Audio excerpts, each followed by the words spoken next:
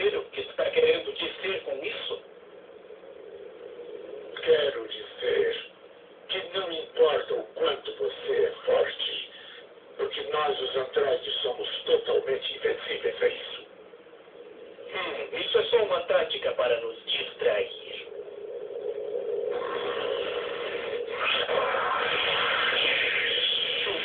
Oh, não, ele fugiu. Vai se esconder em alguma dessas montanhas.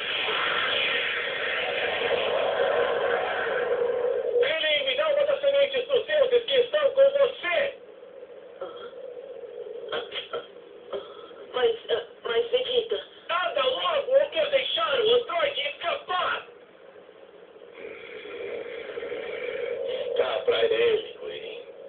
Tá certo, Piccolo.